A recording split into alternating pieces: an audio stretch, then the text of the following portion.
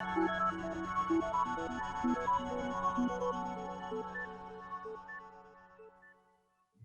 alaikum wa rahmatullah. Welcome to Discourse 19 with Sajjad Ayub and Shaykh Ebrahim Schuitma. Our intentions. We have an interesting question. You describe being prim and proper, but hiding a monster behind white clean sheets. Please explain this and how you describe the need for honesty on the path.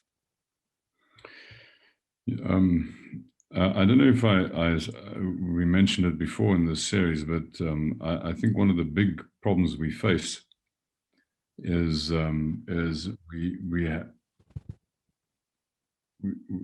aren't as realistic with ourselves as we need to be. When we see somebody else get up to mischief, we don't quite recognize that we ourselves do things like that also. We have a sort of a natural bias to seeing ourselves in a rosier light than what we should, and I think most people do. And I have an example of this that I just had recently professionally. I'd asked a group of people to, I gave them a set of 4 binary opposites. So think of it left and right. On the left is insecure and on the right is secure.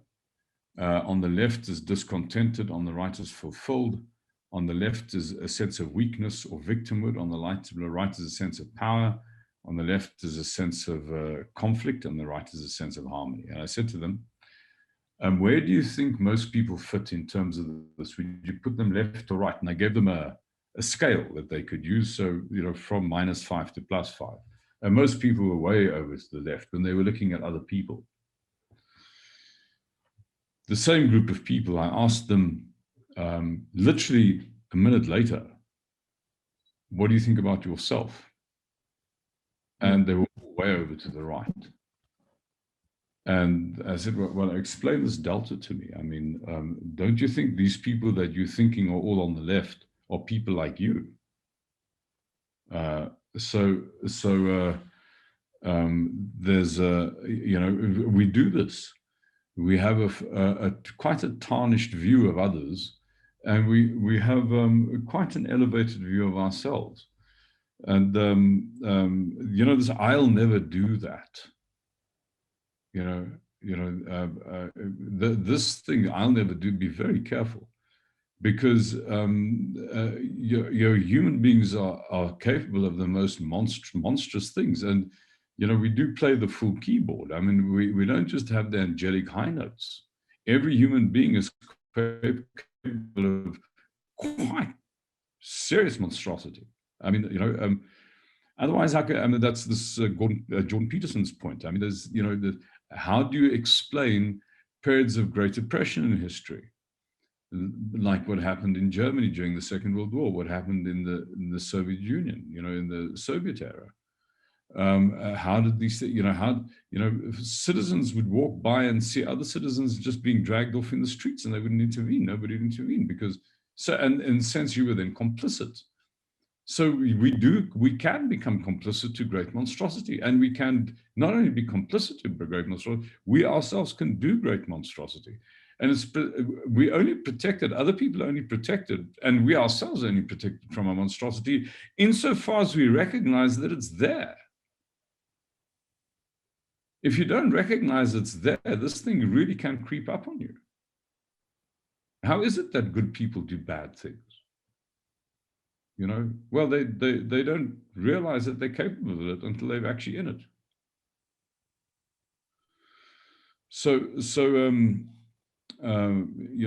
We had there's a lot of work done recently with post-traumatic stress, with all of these American veterans that are coming back from Afghanistan and the Gulf, and why are so many people so deeply sort of traumatized? Most of the accounts of the trauma isn't what was done to them. What traumatizes them is, remembering what they themselves did. And why did they experience it as so traumatic? Well, they never thought they were capable of it. They didn't realize that they could, under the right conditions, there's a real monster hiding under here. So, we're all so good, and we're all so holy, and, we don't, we drink tea properly, and we have, the right length of beard, and the kurta just this length, and it's also, and to congratulate yourself on your goodness, because you've got all of these trappings. This is a serious error. And it's an error that causes errors. Because you think you're incapable of getting up to mischief. There's very few people who are incapable of getting up to mischief. Under the right conditions, most people can do the most shocking stuff.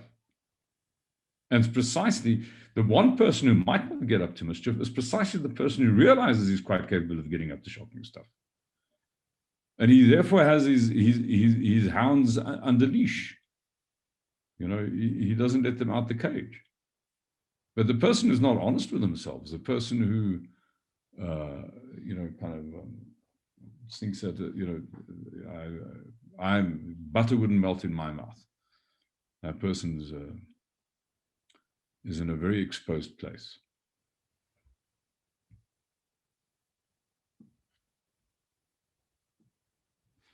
You describe the practice of dhikr in the circle, but you say that there are etiquettes and responsibilities with this. Why so?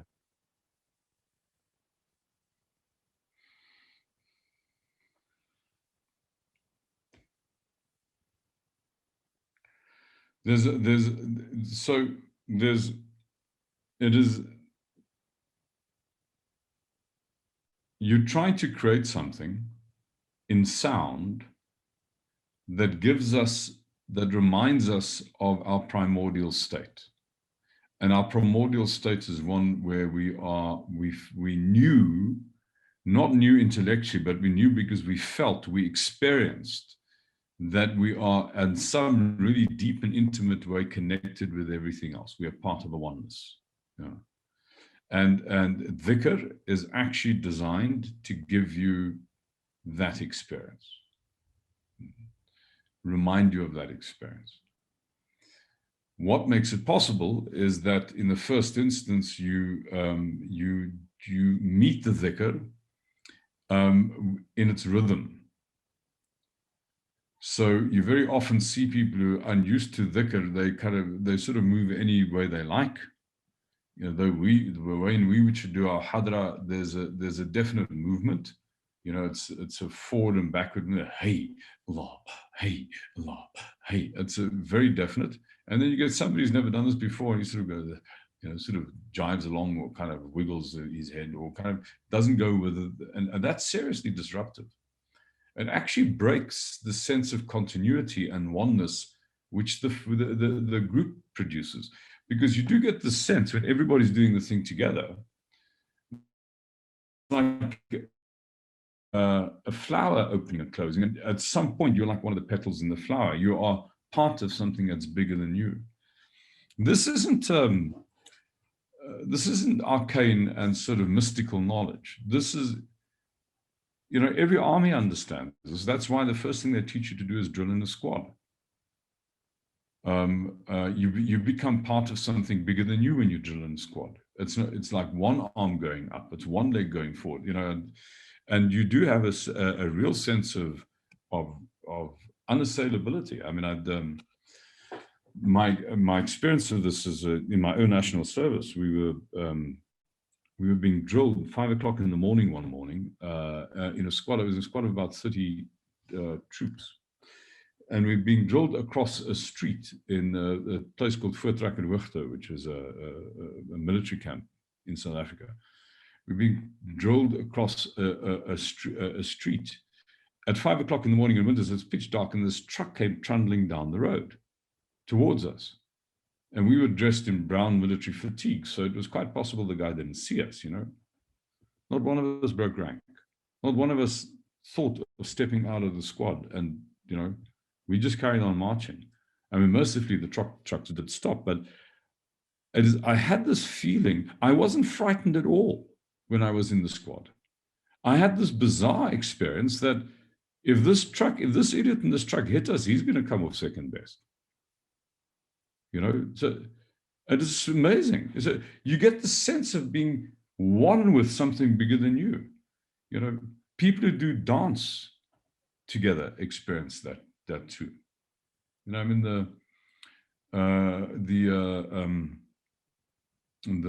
one of the cornerstones of the development of the rise of the Zulu Empire was the use of dance. They used dance for military drill. Kind of get men to move together, to kind of work together. So the purpose of this etiquette is so that you can become one with something bigger than you. Collective movement does that, and you have the courtesy of being in a circle, is that you subordinate yourself to that movement, become one with it, and don't do something disruptive, because the moment you do something disruptive, you obviously break that whole kind of ambiance. It's not only a courtesy in movement, it's a courtesy in tone. So you get a group of people who are kind of producing a particular sound, and then you get one voice that's completely off on its own mission somewhere. It just sounds discordant, and you don't want to produce discordance. You want to produce harmony. So another courtesy is to meet the dhikr at its pitch, and either at its pitch or harmony. But because most of us don't know how to harmonize, because most of us aren't taught to sing properly, so we don't know how to harmonize. Actually, you should always meet the thing at its pitch. And if you're the rare person with the skill to harmonize, you harmonize. But don't do discordant. Don't create an ugly noise. Make it a beautiful sound, not an ugly sound. So courtesy in the circle is very important. It is about creating the sense of continuity and oneness and connectedness between people. And the other thing that's important about this further sense of courtesy is consistency. So you see it sometimes here at the Zawiya, you get people come and they do this, they come and they do practice for a whole night. The whole majlis full, the whole night people are doing dhikr and they completely exhaust themselves, and then they're also looking a bit spaced the next day, and then they go, but you don't see them for a week, for months, because it's too much. The issue isn't to do too much. The issue is to do a little consistently. That's another element to this thing of really having useful practice. A little bit done consistently and sustainably is far more useful to you than a lot done in a big punch that kind of you need to recover from afterwards and don't have the sort of gumption to do again. So consistency is very important in the game, and one has a responsibility to be consistent and to act and to do the practice as the practice is described to be done, insofar as you're able. You also describe dhikr as handing over the affair to Allah subhanahu wa ta'ala. What do you mean by this?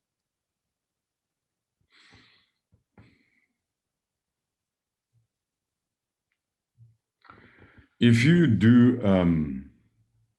have a really powerful hadra, where you've kind of given it your all, you're not thinking a lot afterwards. Hadra meaning that this dhikr, this communal dhikr. Okay. And that is a metaphor for what the dhikr really means. I mean, if you what does the word mean? It means to remember. It's very difficult to remember two things simultaneously, to occupy your mind with two things simultaneously.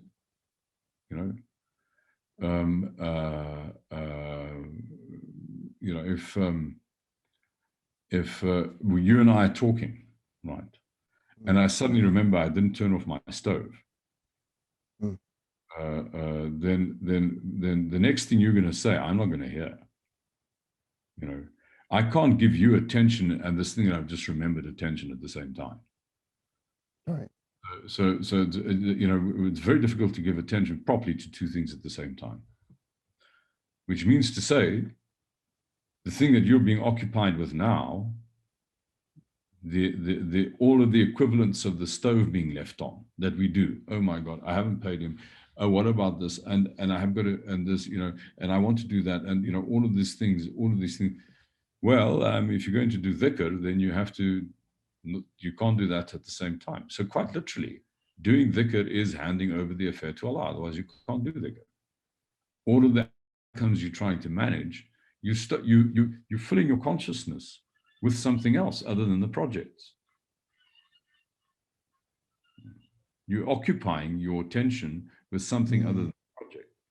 So it stands to reason then to say that when you're doing dhikr, you're handing the affair over to Allah. If you're doing the dhikr in any significant way, I mean, if you're actually giving attention to what you're doing, it's not just a slapping of the lips and the tongue and a fiddling with a set of beads. I mean, you're actually giving attention to what you're doing. If you're actually giving attention to what you're doing, you've got to stop giving attention to all the other stuff, all the projects, all the plans and plots. Hand it over to the great plotter so that you can do the dhikr. The only reason we are alive is to discover that we're not in charge.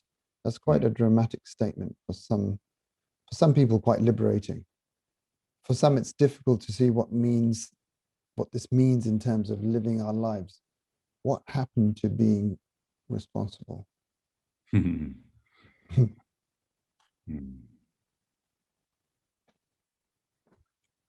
I mean, so have things in your life, has anything in your life ended in failure despite your best efforts? Yes. No. Any person who claims that that's never happened to them is lying through their teeth. So it is quite possible that you could have a catastrophic outcome despite your best efforts. And in fact, unless you're a suicidal person, I would expect that at some point you're going to be faced with a dreaded disease that is going to kill you, you know, and you will probably try and do whatever you need to do not to die, and you will still die, you know. So despite the fact that you bring your best efforts to the endeavor, precisely because you're not suicidal, there's a bigger plan, and you will, you know, that's so whether you like it or not, there is a bigger plan, and we've got two choices. We either recognize that there's a bigger plan or we don't. The most profound way that we recognize that there's a bigger plan is by foregoing the one that we thought we had. So let's take this thing of dying. So I've got cancer, assuming I've got cancer, and I'm on my deathbed. I've thrown every single potential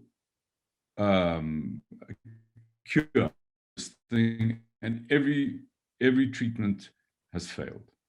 I know. So now maybe a couple of weeks to go. This is the last stretch, and I realize that nothing's going to work. You know, surely there comes a point where I should make peace with what's happening here, and I should forego my hysterical grabbing at straws to try and stay alive. And surely it'll only be possible to have an eloquent death once I've really done that. You know, if I'm resisting this, you know, still, you know, in the 11th hour, trying to find some obscure, I don't know, sort of earwax from the spotted newt of outer Mongolia that might cure this disease. I mean, this is just undignified. I mean, apart from anything else, you know. So you kind of, there comes a point where we have to forego and realize that there's a bigger thing in charge than ourselves. And the sooner we do that, the happier we become. You know, We need to calibrate right back and do it in, unfortunately, it looks like most people only get to this kind of literally on the home stretch. I mean, there's the last, on the 11th hour in their life. But you can live your life like that. That doesn't mean to say you don't work and you're irresponsible and you don't endeavor, but you don't take responsibility for the result. You don't take responsibility for the outcome. You leave it to him. That's really interesting. I had an encounter last week where I had to take a friend from Heathrow to Newcastle. Her brother was on his deathbed, and she had come, she was in quarantine, and the request came out that, I need to get to Newcastle from Heathrow, which is nearly a 5-hour drive. And she hadn't seen her brother in 12 years, and that was his dying wish. And like you say, I'm a vessel of, I was just there to facilitate that transaction. So I drove her to Newcastle, and her brother only had a few hours to live. And she spent the time with her brother, and he was very angry. He was very angry with how life turned out. But he was 47 years old. His body was riddled with cancer, and he was at that last stage of life. And what cure could there be? There was no cure. There is an inner cure. And the inner cure would be no longer to contend and resist, but to submit. Yeah. Which is what our deen is supposed to teach us, the skill of submission. Yeah. And the only thing there I could do was just to facilitate that conversation with her. And while we were driving there, we were listening to Millennium Discourses. Oh, really? And I think that brought some peace. It really brought some peace to her, that she was able to be there for her brother. I'd like to explore something about this. Assuming you got there just too late, you drove all the way to Newcastle, and as you stopped in front of the hospital, this man breathed these last. So she walks into a corpse. Was the journey a failure or a success from your point of view as the person who drove her there? I would, we had the intention of going. She not being there for her brother would have been,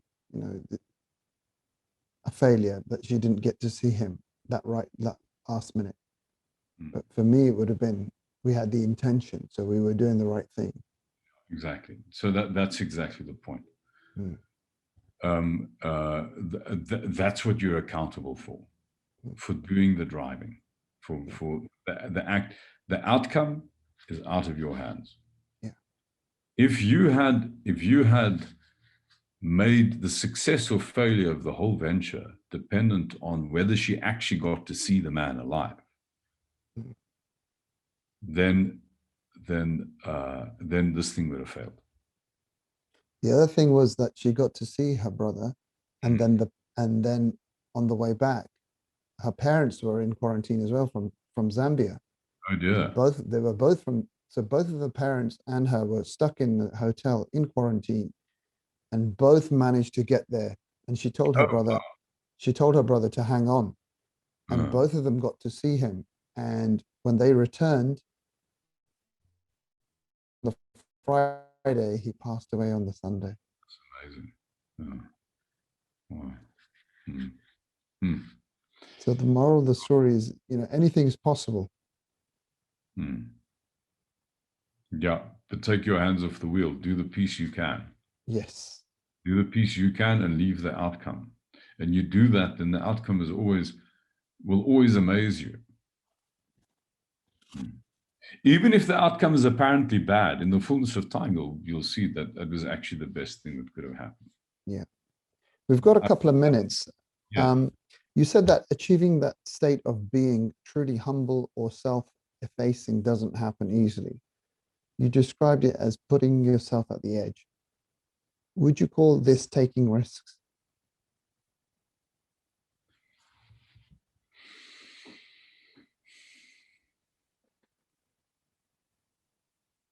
I think you could describe it as such, because it's you a person who always plays it safe can't discover that they're inadequate. If I only stick to very limited sort of parameters, and I don't put anything at risk, how do I know that I can trust life? I mean, surely it is only once you take a risk, once you've done something courageous, and things have gone right, despite the fact that you weren't adequate to the requirement, that's when you learn how to trust. You don't learn to trust if you always play it safe, if everything's under control. By definition, control and trust are opposites. If I control you, it means I don't trust you. If I trust you, there's no need to control you. So if I always play it safe, I always go within the limits of what I can control. I mean, so that it's like that's not. There's no growth there. There's no learning there. There's certainly no development of trust. So you very often find people who are you get people really deep inner development are immigrants. People, because they've put themselves at great risk. They've left their home, they've left the familiar, they've put themselves in a foreign world, and they've by having done that, they've learned that they survived despite being vulnerable. That life did work for them, that it was possible. Yeah. On that note, Jazakallah khair.